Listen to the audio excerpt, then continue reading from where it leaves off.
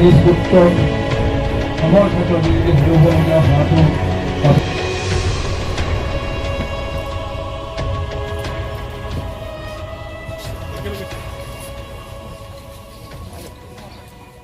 চেষ্টা অব্যাহত ৰাখিছে। তৎসত্ত্বেও কিন্তু এতিয়ালৈকে সমৰ্থ হোৱা নাই।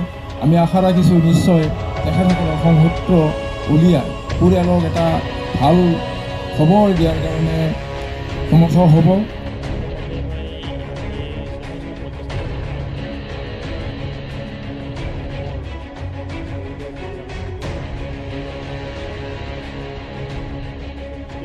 আমি 40 বছৰ পাতিয়ে আহিছোঁ।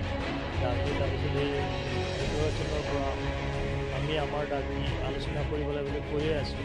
ইণ্ডিয়া গভৰ্ণমেণ্টৰ যিটো পলিচি মাটি নি পংগু কৰাৰ যিটো পলিচি আমাৰ অসমত বিশেষকৈ বা নৰ্থ ইষ্টত যিটো ঘটাই এই বস্তুটোৰ মই আজি বিশেষকৈ এই প্ৰতিষ্ঠা দিৱসৰ তীব্ৰ গৰিহণা জনাইছোঁ তেওঁলোকে মাতি আনে আলোচনা কৰিম বুলি কয়, তাৰপিছত কোনো ফলাফল আজি 10 বছৰ 8 বছৰে হোৱাই নাই।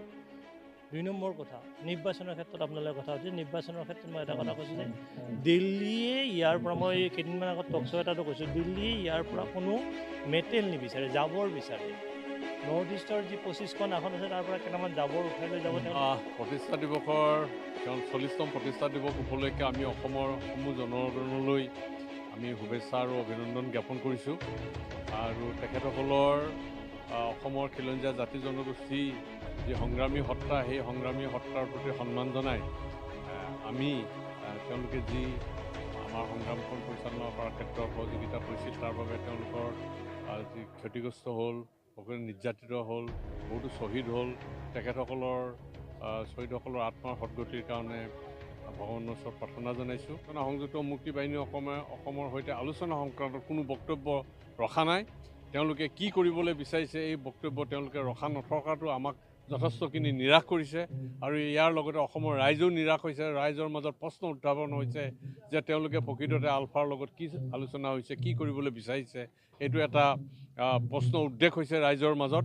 গতিকে আমি সমূহ ৰাজনৈতিক দলসমূহৰ প্ৰতি, বিশেষকৈ কংগ্ৰেছে হওক, বিজেপিয়ে হওক, তেওঁলোকৰ স্থিতি